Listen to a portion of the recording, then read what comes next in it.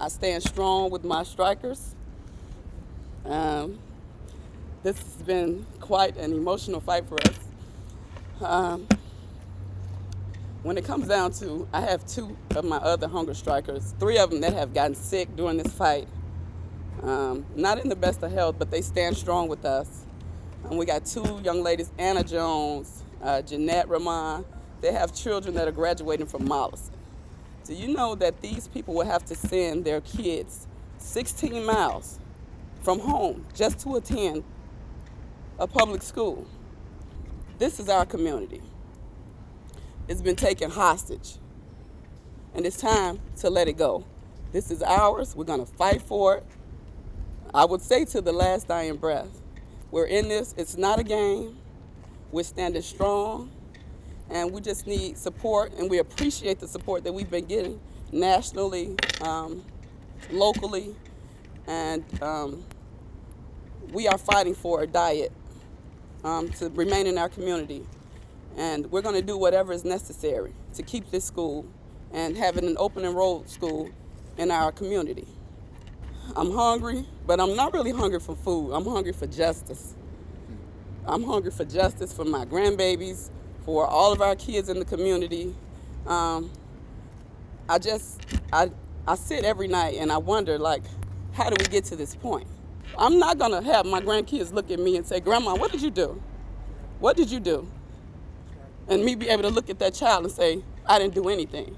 I'm gonna tell my grandkids I did everything. I did everything. I went to jail. I sat and I was hungry. I did everything. I slept at the church, with my allies. I did everything I could do to make sure that you were properly educated.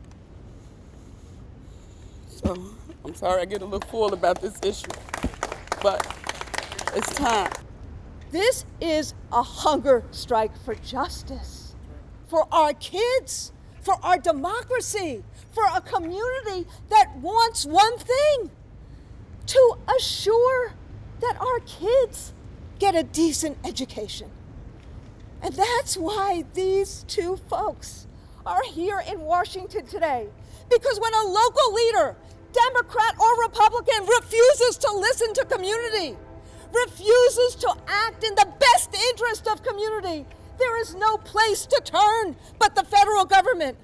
And that's why they are here, appealing to the former chancellor of the schools of Chicago, to a chancellor of the schools of Chicago that actually did end a hunger strike and did create a school. They're appealing to the president who comes from Chicago, who lives in that neighborhood. If we believe in justice, if we believe in our children, this is a good plan that needs to be adopted for the kids in Chicago. And my union will stand with our parents and our members and everyone who does anything in their power to try and fight for Dyett. Thank you. In 2008, Dyett had the largest increase of students going to college in all of Chicago public schools. We had a nationally recognized restorative justice program. Our young people trained adults and youth around the country in restorative justice. For 2 years straight, we had the largest decrease in arrests and suspensions in all of Chicago public schools. In 2011, we won the ESPN Rise Up Award. We beat out 425 schools around the country, as they said this was a small school that had amazing things happening but needed support. So the question you would ask yourself is, what happened? Rahm Emanuel happened. Barbara Byrd Bennett happened. John Claude Brazard happened. And the disinvestment in Dyett High School was criminal. The programs and initiatives that the community, along with our principal, Jacqueline Lemon, put in place was systemically snatched from the school despite the fact there was no decrease in enrollment. We lost our AVID program. We lost our Life After Dyett class. We lost our art classes. We lost 2 African-American teachers. We lost the Afro-American History Club. We lost the Love Female Mentorship Program. We lost the Intelligent Young Men of Dyett, Voices of Youth in Chicago Education. All of these programs were snatched from Chicago public schools, citing budget difficulties. They killed Dyett High School. we had developed a plan not just for Dyett High School, but Dyett Global Leadership and Green Technology High School as the hub of a sustainable community school village. As was stated before, we had over 3,000 petition signatures. We held 6 town hall meetings, attracting about 1,800 people. We had 578 people in Bronzeville mail letters to the mayor saying they wanted this school. There were 2 youth speak outs where young people at the feeder school said they wanted the school. But yet our voices were ignored because of patronage in politics. And we are at a place where we can't take that anymore. We can't look our children in the face and say we haven't done everything possible for you to be able to stand on our shoulders. I'm 49 years old.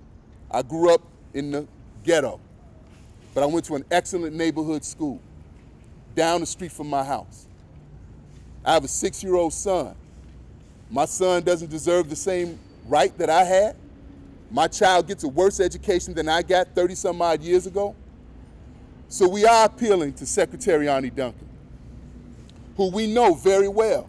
And Secretary Duncan actually stopped closing schools in Bronzeville after the community mobilized and showed him that we cared about those schools. He stopped closing schools in Bronzeville. Dyett High School sits 4 blocks from our president's home. Our president has spoken at Dyett High School. This school is the hub of our community. Right now, we have no open enrollment neighborhood high school. We have lost the choice of having a neighborhood school. We don't have that choice. We are forced into a situation where we have to send our children to privatizers who operate horrible schools in Bronzeville, and that is not a choice that we're prepared to take. We demand Walter Dyett Global Leadership and Green Technology High School.